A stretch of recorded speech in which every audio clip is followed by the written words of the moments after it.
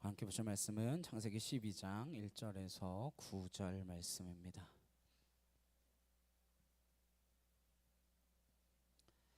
창세기 12장 1절에서 9절 함께 한 목소리로 합독하도록 하시겠습니다. 여호와께서 아브라함에게 이르시되 너는 너의 고향과 친척과 아버지의 집을 떠나 내가 내게 보여줄 땅으로 가라. 내가 너로 큰 민족을 이루고 내게 복을 주어 내 이름을 창대하게 하리니 너는 복이 될지라. 너를 축복하는 자에게는 내가 복을 내리고 너를 저주하는 자에게는 내가 저주하리니 땅의 모든 족속이 너로 말미암아 복을 얻을 것이라 하신지라. 이에 아브라함이 여호와의 말씀을 따라갔고 롯도 그와 함께 갔으며 아브라함이 하란을 떠날 때에 75세였더라. 아브라함이 그의 아내 사레와 조카 롯과 하란에서 모은 모든 소유와 얻은 사람들을 이끌고 가나안 땅으로 가려고 떠나서 마침내 가나안 땅에 들어갔더라. 아브라함이 그 땅을 지나 세겜 땅 모래 상수리 나무에 이르니 그때 가나안 사람이 그 땅에 거주하였더라. 여호와께서 아브라함에게 나타나 이르시되 내가 이 땅을 내 자손에게 주리라 하신지라. 자기에게 나타나신 여호와께 그가 그곳에서 제단을 쌓고 거기서 베델 동쪽 산으로 옮겨 장막을 치니 서쪽은 베델이요 동쪽은 아이라. 그가 그곳에서 여호와께 제단을 쌓고 여호와의 이름을 부르더니 점점 남방으로 옮겨 갔더라. 아멘. 부르심을 따라가는 삶, 부르심을 따라가는 삶이라는 제목으로 함께 말씀 나누도록 하겠습니다.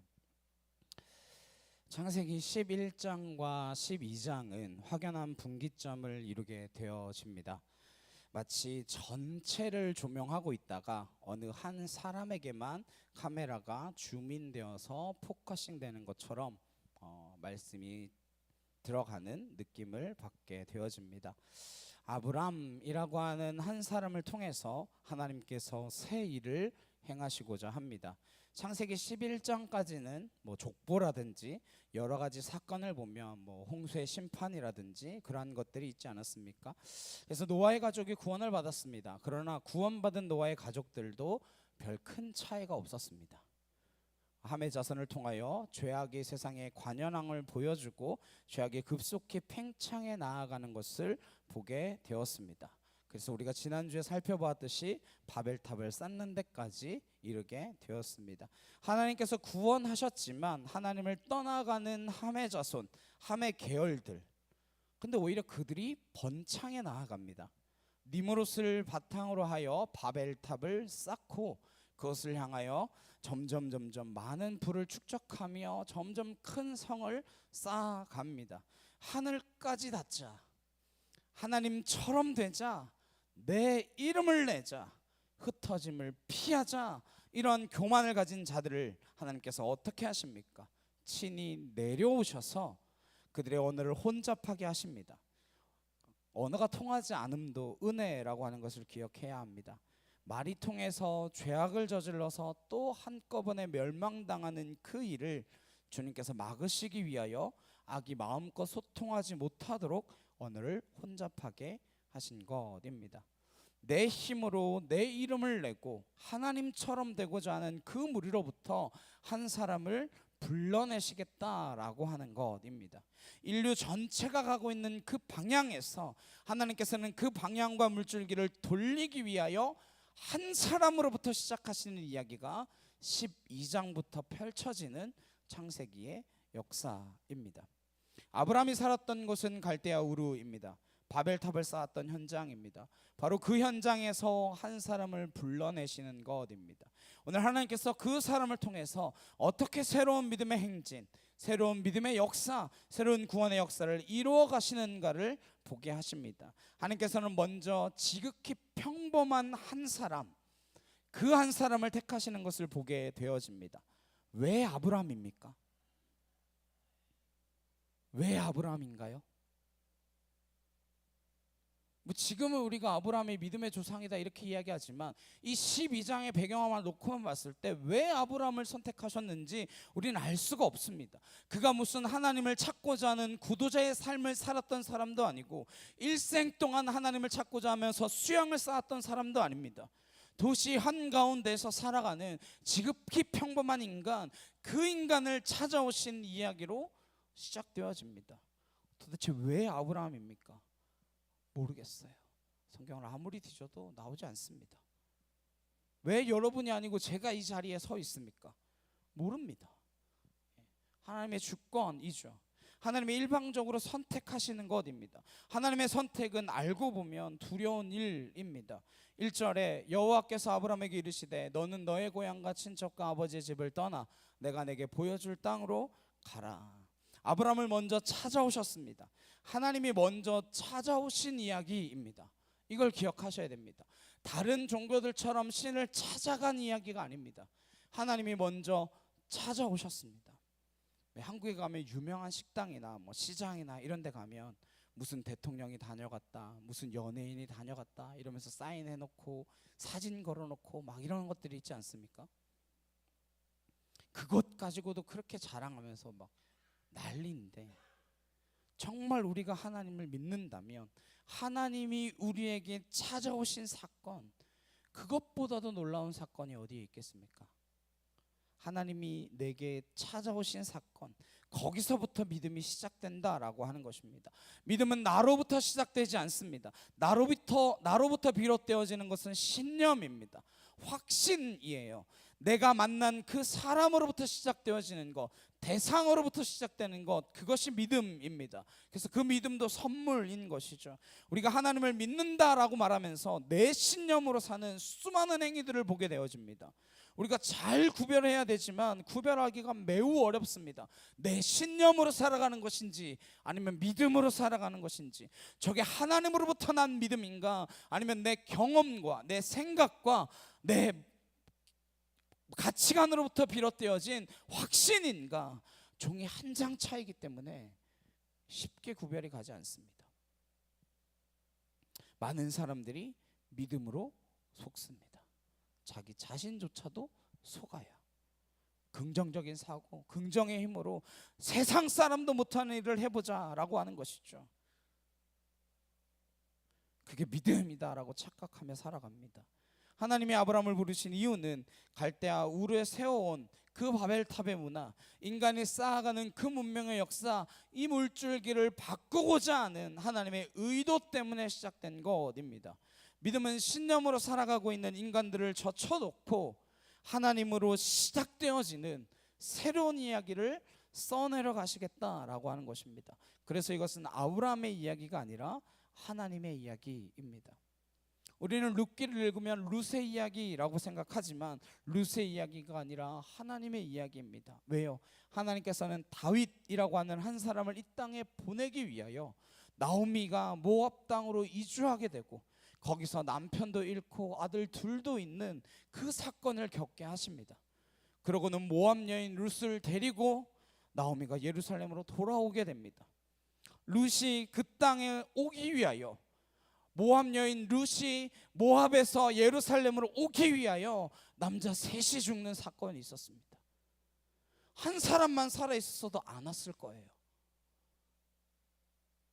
모압에서 다 같이 살았을 거니까요.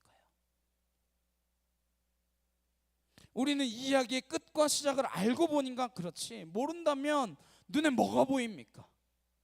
처참한 현실 아닙니까? 어떻게 설명이 됩니까? 어떻게 해석이 돼요? 뱃속에 있을 때에 야곱이 택함을 받았습니다. 에서가 장자인데 세상에 나지도 않았을 때 하나님께서 야곱을 택했다라고 말씀하십니다. 왜 롯을 부르지 않고 아브람을 불렀습니까? 하나님께서 믿음의 사건을 이루어 가시는 것, 그것을 믿음의 눈으로 바라보지 않으면 도저히 해석이 안 되는 이야기들이 있습니다. 오늘 하나님께서는 아브람이라는 지극히 평범한 소상공인, 그냥 갈대아 우르에서 평범하게 살아가고 있는 그 한 사람, 그 사람을 부르십니다. 왜 이 사람을 부르셨을까? 제가 생각을 굉장히 많이 해봤습니다. 왜 불렀을까? 뒤에 배경은 빼고요, 뒤에 이 사람이 이렇게 했더라는 빼고, 하나님이 불렀으면 우리도 그렇게 할 수 있을 거예요. 예, 있으리라 믿습니다. 예. 그건 빼고 왜 불렀을까? 문득 떠오른 것이 제자들을 생각해 보았습니다. 왜 예수님은 베드로를 부르셨을까요? 왜 예수님은 마태를 불렀을까요? 그들 다 생업이 있었는데 뭐 데라는 그 땅의 우상을 섬기는 사람, 심지어는 우상 신상을 만드는 일을 했다, 뭐 이렇게 이야기하기도 하는데, 그래서 거기서 건져내기 위해서였다, 이런 이야기도 있지만, 어쩌면 제자들을 부르셨을 때와 동일하게 생각해 보면 아브라함이라고 하는 사람은 갈대아 우르라고 하는 그 문명의 중심지에서 살기 적합한 환경이 다 갖추어진 그곳에서 의문을 가졌을 것입니다. 이게 다인가? 정말로 이것이 다인가? 이렇게 사는 것으로 내 인생이 끝날 것인가? 어쩌면 거기서 벗어나고 싶었던 간절한 열망이 있었을 것입니다. 이것이 전부가 아닌데, 인간의 본연의 삶이 이것이 아닐 것인데, 그랬을 때 예수님께서 12제자를 부르셨을 때에 자석에 끌린 듯 따라갔던 것처럼 하나님이 찾아오셨을 때에 그분이 누구신지를 알아보고 이해할 수 없는 그 제안에 반응하는 것을 보게 되어집니다. 아브라함에게 하나님이 찾아가신 그 깊은 이유를 우리가 다 알 수 없지만, 중요한 것은 하나님께서 일상의 삶 가운데에 살아가고 있는 그 사람에게 찾아오셨다라고 하는 것입니다. 우리가 평범하게 살고 있어도, 우리가 꼭 뭐 영적으로 홀리해지고 어디 기도원에 들어가고 어디 산에 들어가야만 만날 수 있다라고 생각하지 않아도 괜찮다라고 하는 것입니다. 하나님 만나기 위하여 먼 곳으로 떠날 필요 없습니다. 하나님을 만나기 위해서 뭐 티벳 산의 고원으로 가겠습니까? 우리가 살고 있는 이 삶의 현장에서 하나님을 갈망하기 시작하면, 내가 살고 있는 이 삶의 방향을 바꾸기를 간절히 원하기 시작하면 하나님께서는 찾아오시는 분이시라는 것입니다. 오셔서 이렇게 말씀하십니다. 너는 너의 고향과 친척과 아버지의 집을 떠나라고 하는 거예요.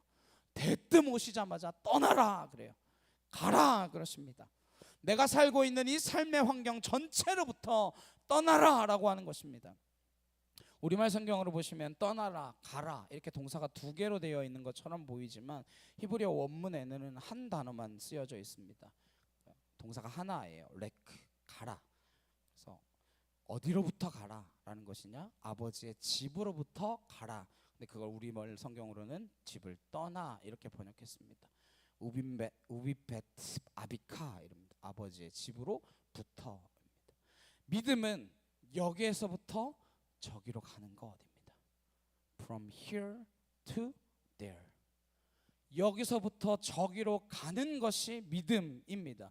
익숙한 것들, 눈에 보이는 것들, 손에 쥐면 쥐는 것들, 내가 도움을 청하면 청할 수 있는 곳, 모든 익숙한 환경, 내 모든 필요가 채워지는 곳, 이곳에서 아무도 없는 곳, 가면 내가 도움을 청할 길도 없고 사방을 둘러보아도 광야밖에 보이지 않는 그러한 곳으로 가는 것, 그게 믿음의 시작이라는 것입니다. 여러분의 믿음이 시작되었습니까? 이때는 지금처럼 짐 싸서 우리가 필리핀으로 이민 오듯이 이렇게 올 수 있는 게 아닙니다. 그때는 여행을 떠난다라고 하는 것은 목숨을 거는 일이었습니다. 안전한 곳을 벗어난다라고 하는 것은 죽음을 각오한 일이었습니다. 내 생각으로 가는 게 아닙니다. 말씀을 들었고 그 말씀이 내게 믿음으로 다가왔기 때문에 그 믿음으로 시작되어지는 길, 눈앞에 펼쳐지고 이해되고 설명되어지는 삶의 방식이 아니라 이해할 수 없고 경험으로는 예측할 수 없는 그것으로 옮겨가는 것, 그게 믿음의 여정의 시작이라는 것입니다. 여러분이나 저나 확실하다라고 생각하는 것을 손에서 놓고 불확실한 것을 스스로 택하는 결정, 이게 믿음의 결정입니다. 지금 그걸 요구하시는 거예요. 느닷없이 오셔서 본토 친척 아버지의 집을 떠나라, 여기 있는 것 다 버려두고 가라라고 하는 것입니다. 제대로 설명하지도 않습니다. 아무것도 이야기하지 않고 가라 그럽니다. 이 말에 누가 순종할 수 있겠습니까? 믿음의 길이란 이런 길이라는 것을 알고 가야 합니다. 12장부터 시작되어지는 아브라함의 이야기들은 신념으로부터 살아가는 그 삶의 방식에서 믿음으로 살아가는 삶의 방식으로 전환되는 이야기가 시작되는 것입니다.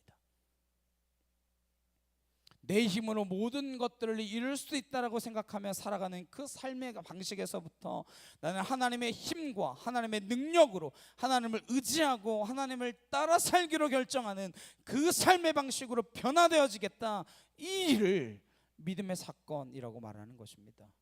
그리고 가라라는 것도 뭘 보여주는 것도 아니고 내가 내게 보여줄 땅으로 가라 말씀하십니다.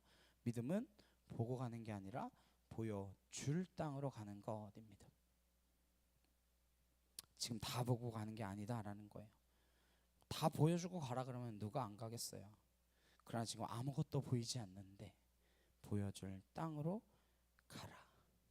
이게 하나님께서 한 인간을 불러서 믿음을 빚어가시는 하나님의 방법. 이후로 전개될 모든 구원의 역사는 이러한 패턴으로 일어나게 될 것이다 라고 하는 것을 시작으로 보여주고 계신 것입니다. 인간의 구원이란 보이는 것에서부터 보이지 않는 미래로 가는 일입니다. 그러려면 가라, 떠나라, 단절을 의미하는 것입니다. 현재를 떠나야, 과거에서 벗어나야 미래로 갈 수 있는 것이죠. 우리는 이걸 다 껴안고 가고 싶어 합니다. 다 껴안고 데려가달라고 청하지만 하나님께서는 그걸 끊어버리고 가라라고 하는 것입니다. 그래서 죽을 것만 같은 일이죠. 익숙한 음식 하나를 끊으려고만 해도 안 끊어지는데, 기호식품 하나만 끊으려고 해도 죽을 것만 같은데, 이 모든 것 가지고 있는 그 삶의 환경, 지금까지 이뤄놓은 그 모든 것들을 두고 떠난다? 어렵죠. 이런 결정을 내리는 것을 보시고 하나님께서 믿음의 족보에 편입시키시는 것입니다. 믿음의 족보를 새롭게 만들어 가시는 방식이 바로 이러한 방식이라는 것이죠. 이건 인간의 결정으로 할 수 없는 일입니다. 내 생각으로 할 수 있는 일은 사실 하나님의 일이 아닙니다. 내 의지나 내 경험이나 내 생각으로 할 수 없는 일이 하나님의 일이라는 것입니다. 아브라함에게 이렇게 보여줄 땅으로 가라. 그럴 때 보여주진 않지만 약속 한 가지는 해주십니다. 2절 말씀에 마치 노아에게 무지개 언약을 해주신 것 같이 약속해 주십니다. 내가 너로 큰 민족을 이루고 내게 복을 주어 내 이름을 창대하게 하리니 너는 복이 될지라. 세 가지 약속을 하시죠. 마치 더 이상 물로 심판하지 않겠다, 비가 와도 불안해하지 말아라. 그래서 무지개를 걸어주셨듯이 너도 불안해하지 말아라. 아브라함에게도 똑같이 약속을 보여주십니다. 먼저 내가 큰 민족을 이룰 것이다. 내 이름이 어마어마하게 유명해질 것이다. 그리고 너는 복이 될 것이다. 이런 약속을 해주세요. 그냥 평범한 소상공인인데 와서 너로 큰 민족을 이룰 것이다. 지금 아브라함은 사레와의 사이에 아이가 없습니다. 사레가 불임이에요. 무슨 큰 민족을 이룹니까 대체? 아들 하나 얻는 게 꿈인데 이 사람한테 큰 민족을 이룰 것이다. 귀에 들어오겠습니까? 날마다 엘리에셀 이 하인을 양자로 삼아야 되나 말아야 되나 이 고민을 하고 있는 아브라함에게 큰 민족을 이룰 것이다. 아마 우리 같으면 아들이나 하나 주세요. 그렇겠죠. 내 이름이 창대하게 될 것이다. 이름 커지면 뭐합니까? 여기서 그냥 뭐 상인 조합장이나 되도록 그렇게 해주십시오. 그럴지도 모르겠어요. 근데 아브라함의 이름이 얼마나 유명해집니까? 인류 절반이 다 자기가 아브라함의 자손이래요. 뭐 무슬림도 아브라함의 자손이라 그러고 유대교도 아브라함의 자손이라 그러고 기독교도 아브라함이 믿음의 조상이라 그러고 다 그래요. 이런 약속을 하나님께서 하시는 것입니다. 그때 그 약속 아브라함이 알아들었을까요? 무슨 약속인지 속뜻을 알았겠습니까? 몰랐겠죠. 알 수 없는 약속입니다. 이해가 안 되는 약속입니다. 그 다음에 너는 복이 될 것이다. You will be a blessing. I will bless you도 아니고 You will be a blessed도 아니고 You will be a blessing. 너는 복이 될 거야. 인간이 전부 복 때문에 바벨탑 쌓은 거 아닙니까? 복에 목말라서 큰 회사를 만드는 거 아닌가요? 복에 목말라 큰 나라와 민족을 이루는 거 아닙니까? 강력한 지배 구조와 대제국을 건설하는 것, 이 모든 것들이 내 이름을 크게 내고 마치 하늘에 닿듯이 하나님처럼 되고자 하는 그 욕망 때문에 생겨난 일들인데 하나님께서는 그 문제를 해결하기 위하여 아브라함을 불러서는 너는 너 자체가 복이 될 것이다. 이것이 하나님이 그 문제를 해결하는 방식입니다. 구원의 방식이에요. 우리가 복이 된다라고 하는 것에서부터 시작되는 것입니다. 우리가 복이 된다라고 하는 것이 무슨 뜻이겠습니까? 내가 더 이상 복을 구하지 않는 존재가 된다라고 하는 것이죠. 내가 더 이상 복에 목마른 사람이 되지 않는다라고 하는 것입니다. 이제 며칠 지나면 새해가 되는데 또 새해가 되면 그러죠. 새해 복 많이 받으세요. 새해 하나님의 은혜가 충만하시기를 소망합니다. 복 받지 마시고 하나님의 은혜에 충만하시고 여러분 이미 복인 줄 믿습니다. 복에 목마른 사람이 안 되는 거예요. 이게 이해가 안 될까 봐 부연 설명하시는 게 3절입니다. 함께 보시겠습니다. 시작. 너를 축복하는 자에게는 내가 복을 내리고 너를 저주하는 자에게는 내가 저주하리니 땅의 모든 족속이 너로 말미암아 복을 얻을 것이라 하신지라. 우리가 복이 되면 무슨 일이 일어나냐? 여러분이 저를 저주하면 여러분이 저주를 받아요. 여러분이 저를 축복하면 여러분이 복을 받아요. 이거 목사 잘 섬기라는 얘기 아닙니다. 반대로 제가 여러분을 저주하면 저도 저주받습니다. 제가 여러분을 축복하면 저도 축복받는 거예요. 제가 여러분을 축복하든지 저주하든지 여러분은 상관이 없습니다. 여러분이 저를 축복하든지 여러분이 저를 저주하든지 저는 상관이 없어요. 하나님이 우리를 복으로 만드는 이유는 더 이상 복과 저주 속에서 전전긍긍하며 살아가는 그 삶의 패턴에서 휘둘리지 않도록 자유롭게 하시겠다라고 하는 것입니다. 인간관계에 묶여 살아가고 있는 우리를 인간관계로부터 풀어주시겠다라고 하는 거예요. 모든 묶여있는 것들로부터 우리를 풀어주시는 것 중에 제일 중요한 것이 무엇이겠습니까? 사람에 묶여 살아가는 거 아니겠습니까? 우리가 복이 되는 순간 우린 더 이상 사람으로부터 인정받으려 애쓸 것도 없고 사람의 마음에 들려고 노력할 것도 없습니다. 거기서부터 풀려나는 것이 자유의 본질입니다. 여기서 자유로워져야 한다라고 하는 거예요. 우리가 복이 되면 더 이상 그것들에 묶여서 전전긍긍하지 않는다라고 하는 것이죠. 우리가 복이 되면 다른 사람이 좋은 집에 살아도 좋은 차를 차도 뭐 사돈이 땅을 사면 배가 아프다. 배가 왜 아픕니까? 축복해 줘야죠. 그때 우리가 얼마나 자유롭고 창의적이며 아름다운 삶이 되겠습니까? 하루 종일 생각하는 게 저 인간이 나를 어떻게 욕하고 다닐 수 있지? 내가 어떻게 했는데 내 뒤에서 나를 욕하지? 그걸 생각할 필요가 없어지는 것입니다.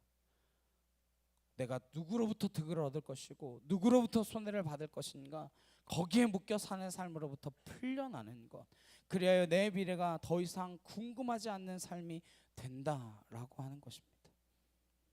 저는 우리가 우리의 미래에 불안해하거나 궁금하지 않게 되기를 축복합니다. 이제 신년이 다가오면 또 사주팔자니 뭐니 막 이런 거 보러 다니는 사람들 있죠. TV에도 노상 그것만 나오죠.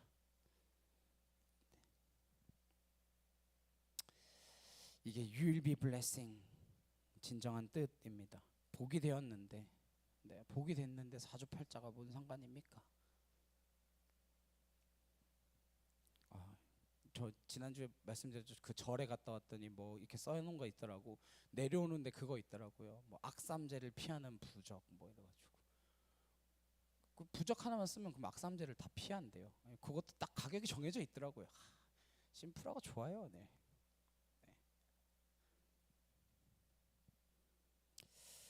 우리가 복의 근원, 우리를 통하여 새로운 복이 흘러가게 될 줄로 믿습니다. 예수님께서 오셔서 다른 비유로 말씀해 주십니다. 생수가 내 배에서 터져 흘러나가리라. 밖에서부터 얻어내는 복이 아니라 내 안에서부터 솟아나오는 복의 근원, 이 생명의 근원, 이게 메마른 땅에 흘러가는 인생이 될 것이다 라고 하는 말씀입니다. 이를 위하여 아브라함이라고 하는 지극히 평범한 사람을 부르신 것입니다. 지금도 저와 여러분을 부르고 계신 줄로 믿습니다. 하나님을 아버지라 부르고 여러분이 복이 되면 더 이상 이 세상적인 복에 목마르지 않을 것입니다. 그래서 다윗처럼 여호와는 나의 목자시니 내게 부족함이 없으리로다, 그 고백이 나올 수밖에 없는 것이죠. 그러한 삶으로 우리를 인도하시기 위하여, 그러한 삶으로 우리를 빚어가시기 위하여 찾아오신 분입니다. 우리가 찾아간들 어디서 만날 수 있겠습니까? 하나님이 찾아오셔야지만 만날 수 있는 분이십니다. 모든 족속이 너로 말미암아 복을 받게 될 것이다. 누구를 미워하고 누구를 저주하고 할 필요가 무엇이 있겠습니까? 우리 때문에 다 복을 받아야죠. 나를 저주하는 사람조차 복 받는 사람으로 만들어야 하는 것이 그리스도인 아니겠습니까? 예수님은 예수님을 십자가에 매단 그들까지도 용서해달라 울부짖으며 돌아가셨습니다. 그 예수님 아니십니까? 이런 자유를 주시기 위하여 오신 분이신데 그리스도인들보다도 더 많이 묶여 사는 사람을 본 적 있으십니까? 더 많이 정죄하며 거기에 묶여 살아가는 인생들을 본 적 있으세요? 세상 사람들은 욕 들어도 그냥 대충 듣고 넘겨요. 뭐 욕하라 그러지 뭐. 근데 우리는 욕 한마디 들으면 깊은 묵상에 들어갑니다. 성경 말씀은 하나도 암송하는 게 없는데 그 인간이 내 뒷말한 거 두고는 두고두고 기억해요. 그러고는 저주하기 시작합니다. 그 저주가 나한테 돌아오는 줄도 모르고. 이게 교회가 지금 하고 있는 일입니다. 하나님이 우리를 부르셔서 우리가 어떤 존재가 되어야 하고 어떤 존재가 되었는지를 모르기 때문에 정말 불쌍한 그리스도인, 세상 사람들보다도 더 비참한 그리스도인으로 살아가는 것입니다. 크리스마스에 예수님의 생일 파티를 한다고 생일 카페를 열었대요. 사람들이 막 진짜 문전성시를 일 정도로 막 엄청나게 많은 사람들이 몰려들었대요. 안 믿는 사람들조차도 갔대요. 예수님 생일 파티 한다고 생일 카페 이래가지고 막 예수님 굿즈를 팔고요. 이게 맞나 싶기는 한데 막 겨울인데 예수님 부채를 팔더라고요. 네. 예수님 포카도 있고 예수님 사진은 어디서 났는지 예수님 포카도 있고. 근데 거기에 댓글에 그렇게 써놨더라고요. 우린 예수님은 사랑한다고 기독교인들을 싫어할 뿐이지.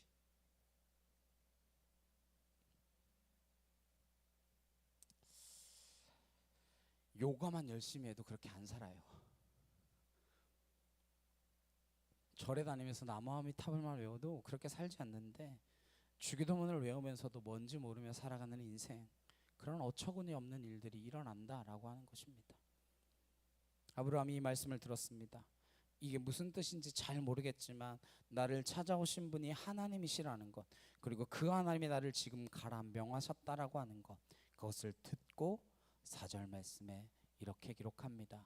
이에 아브라함이 여호와의 말씀을 따라갔고 롯도 그와 함께 갔으며 아브라함이 하나를 떠날 때에 75세였더라. 대개 여기 75세였더라 여기를 강조하면서 이제 그러죠. 그때까지는 머물러 있겠다. 내가 나중에 은퇴하고 저 뒤에 내가 하나님 일 하겠다. 물론 중요하죠. 근데 75세를 계산해 보면 아브라함이 175세에 죽거든요. 지금 뭐 100세 시대로 계산을 한다 치면 비교해 보면 42살 정도 되는 거예요. 제가 계산해 보니까. 네. 42살. 젊은 나이입니다. 근데 그때 인생의 클라이막스 때, 인생의 절정이 때에 무슨 일이든 할 수 있을 것 같고 무슨 일이든 해낼 수 있다라고 하는 자신감이 충만할 때 그때 따라간 거예요. 정년 퇴직하고 간 게 아닙니다. 나이 들어 이제 할 일 없고 아무것도 소망이 없고 그래서 아예 따라나 가보자 그런 게 아니에요. 내 인생의 피끝 때에 세상이 살아가는 그 삶의 방식을 따르지 않고 하나님이 인도하시는 방식대로 살아가겠노라 결정한 것입니다. 그것이 아브라함이 잘한 일이죠. 근데 아브라함은 하나님의 말씀을 들었습니다. 하나님의 말씀을 따라갑니다. 근데 롯은 누구를 따라가요? 아브라함을 따라갑니다. 이게 화근이 됩니다. 하나님의 말씀을 듣고 가는 사람은 흔들리지 않습니다. 끝까지 갈 수 있는데 사람을 따라가는 사람은 반드시 시험에 들게 되어 있습니다. 중간에 탈락해요. 어려움을 겪습니다. 롯은 아브라함 삼촌을 따라갔기 때문에 나중에 삼촌하고 헤어집니다.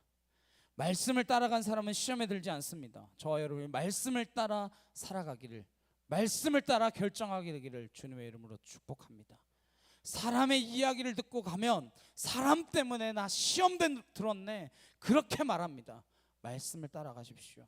아브라함과 롯 사이를 잘 보십시오. 이제 가나안 땅으로 들어가게 됩니다. 그런데 이게 굉장히 어려운 결정입니다. 왜냐하면 11장에 보시면 아버지 데라가 하란에 머물러서 안 가려고 하는 거예요.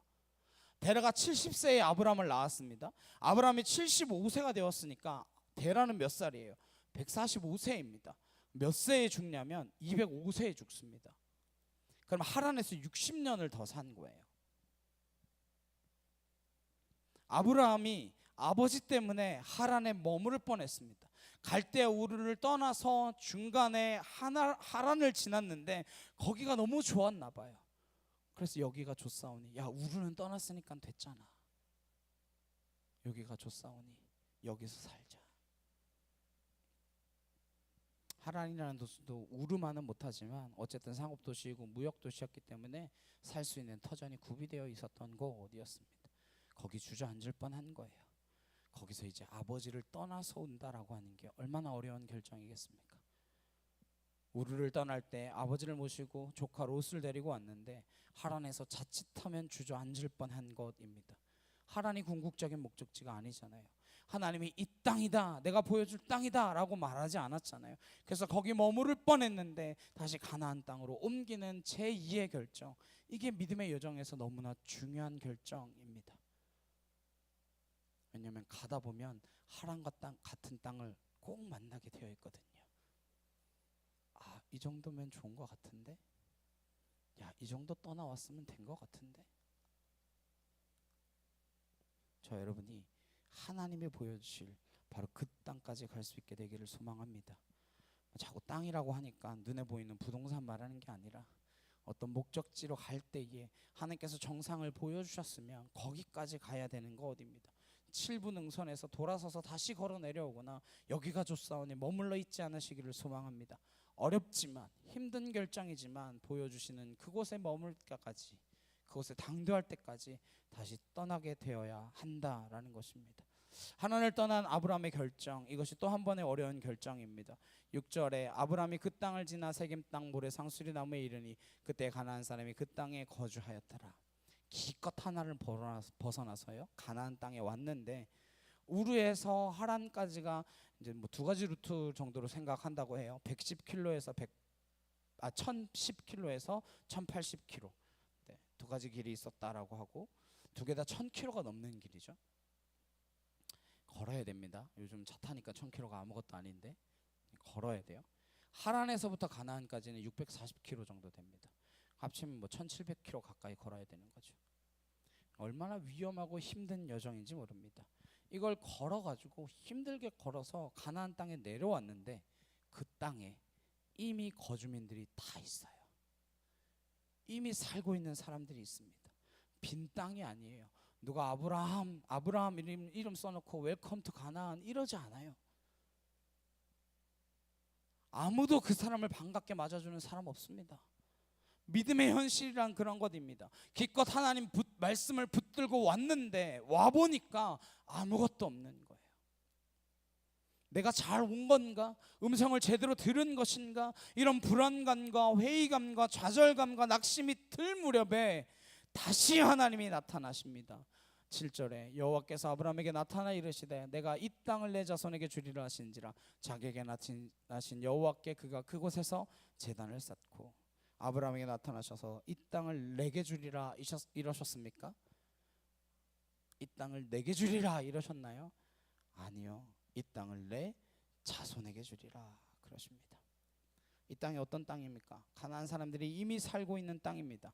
여기 우리의 믿음의 현실이 있다라고 하는 것입니다. 하나님이 주시겠다고 약속한 모든 것이 그냥 무주공산이어서 내가 가서 깃발만 꽂으면 되는 게 아니라 그 땅을 어떻게 주실지 그 방법은 전적으로 우리한테 맡겨놓고 주시겠다라고 하는 거예요.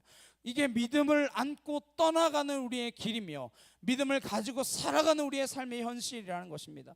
가보면 아무것도 우리의 손에 쥐어지는 것 없습니다. 뭐가 있습니까? 하나님한테 얼마나 원망스러운 마음이 들겠어요. 하나님, 내가 가는 믿음의 길이 고작 이런 길입니까? 내 자손에게 이 땅을 주시겠다고 나를 여기까지 오게 하신 것입니까? 그렇게 원망이 들 법도 한데 아브라함은 그때 또 한 번 뭐를 선택할까요? 하나님의 말씀을 의지하고 하나님의 말씀을 기억하고 하나님의 말씀을 붙드는 행동을 시작합니다. 그게 뭐예요? 7절 다시 한번 보시겠습니다. 함께 읽겠습니다. 시작. 여호와께서 아브라함에게 나타나 이르시되 내가 이 땅을 내 자손에게 주리라 하신지라. 자기에게 나타나신 여호와께 그가 그곳에서 제단을 쌓고 제단을 쌓습니다. 이게 11장에서 12장으로 갈라진 이유입니다. 이게 니무롯이 살아가는 바벨탑을 쌓는 삶의 방식에서 하나님이 불러내셔서 아브라함이 제단을 쌓는 삶으로 삶의 방식을 바꾸는 일입니다. 믿음이란 바벨탑을 쌓고 싶은 우리의 욕망과 우리의 탐욕을 꺾고 하나님을 인정하고 하나님의 이름을 부르고 하나님께 예배를 드리는 제단을 쌓는 삶으로 바꾸어가는 것, 그것이 하나님이 계획하신 일입니다. 우리를 부르신 목적이에요. 우리는 끝없이 바벨탑을 높이 높이 쌓아서 내 이름이 하늘에 나요, 내가 하늘에 닿고 싶은데, 그렇게 하나님처럼 되고 싶은데 하나님께서 우리를 불러내셔서 제단을 쌓도록 한다는 것입니다. 제단이 눈에 보이거나 하는 제단이겠습니까? 이 제단이 100m 높이가 됩니까? 지구라트처럼 위대한 건축물이긴 합니까? 그냥 지나가다 저게 뭐야? 하고 흙게 스쳐보고 지나가는 그런 제단입니다. 왜요? 하나님의 이름을 부르는 제단 높이 쌓으면 안 되니까요. 쌓을 수가 없으니까요. 제단 쌓을 때 돌을 깎지 말라 그랬습니다. 생긴 대로 쌓아놔라 그랬어요. 그럼 돌 생긴 대로 쌓아놓으면 계단 타고 올라가야 될 만큼 높이 쌓지도 말라 그랬어요. 그럼 돌 이렇게 놔두면 그게 제단인지 돌인지 구분이 가겠습니까? 그렇게 하라고 말씀하세요. 그런데 바벨탑을 쌓아놓고는 이게 하나님이 하셨습니다, 그렇게 말할 수 있을까요? 인간이 자기의 탐욕으로 바벨탑을 쌓아놓고 이게 하나님의 제단입니다, 그렇게 말할 수 있나요? 없겠죠.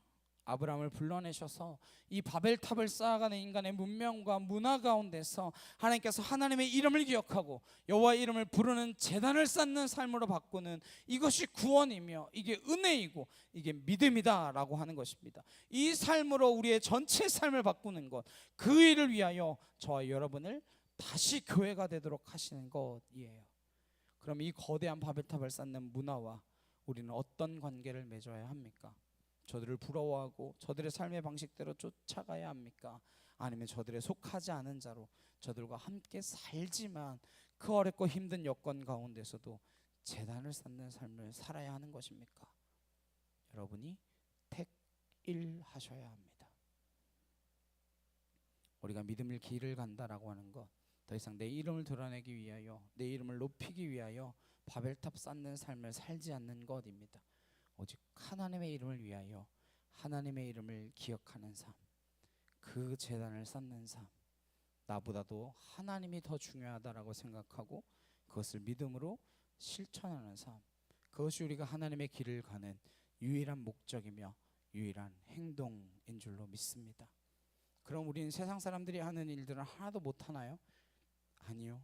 그들은 내가 했다라고 주장하겠지만, 내가 했다라고 하는 것을 드러내기 위하여 목숨을 걸겠지만, 우리는 하나님의 이름을 드러내기 위하여 하나님이 주신 재능과 능력으로 얼마든지 문명을 이룰 수 있습니다. 그러나 하나님이 우리를 불러내셨기 때문에, 하나님이 우리를 인도하셨기 때문에 세상이 부러워할 만한 일을 했다라고 하더라도 우리는 하나님을 드러내는 삶을 살지, 나를 드러내는 삶을 살지 않는다라고 하는 것입니다. 하나님께 영광 돌린다라고 하는 것이 무슨 일입니까? 우리의 모든 삶의 자리가 하나님으로부터 빚어진 자리이며, 우리의 걸음 한 걸음 한 걸음이 내 뜻과 내 계획으로 가는 것이 아니라 하나님께서 이 어렵고 힘든 삶의 여정을 인도하셨습니다라고 고백하는 삶이 시작된다라고 하는 것입니다. 저 여러분이 믿음의 길을 가는 이유는 바로 이 목적 때문임을 기억하시길 바랍니다. 여러분은 어떤 제단을 쌓아야 한다라고 믿으십니까?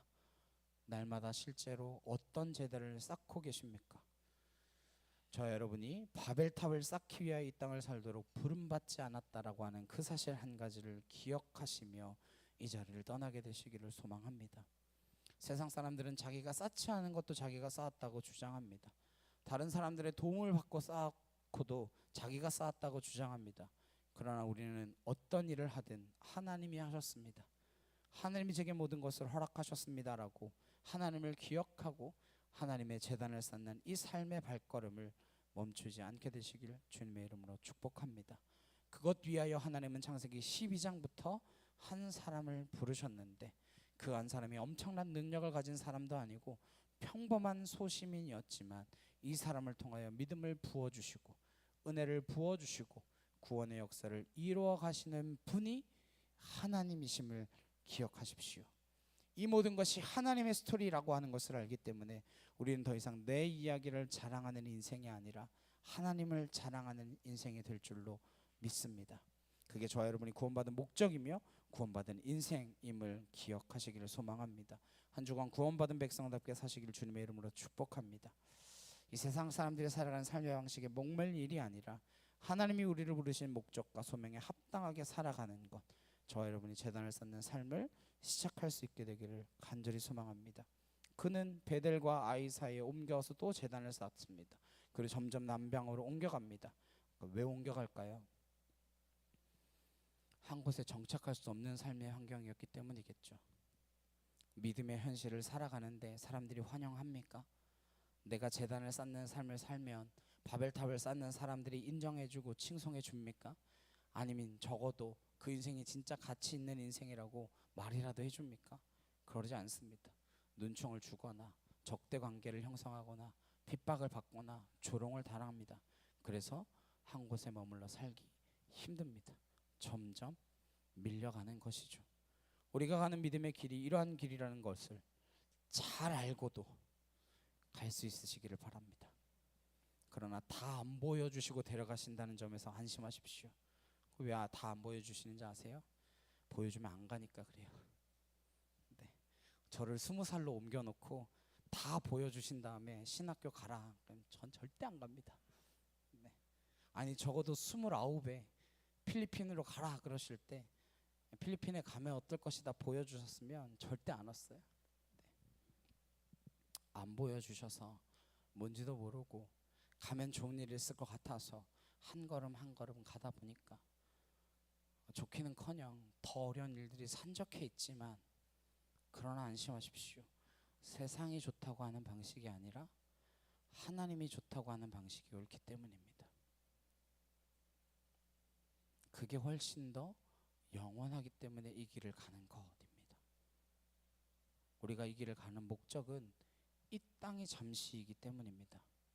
나그네로 사시길 바랍니다. 여기에 머무르려고 하지 마십시오. 그게 하나님께서 아브라함을 부르시는 목적입니다. 나그네로 살아가면서 짐이 무거워지게 하지 마십시오. 가볍게 사시다가 가볍게 떠나갈 수 있는 저 이름 되시길 주님의 이름으로 축원합니다. 함께 찬양하시고 기도하시겠습니다.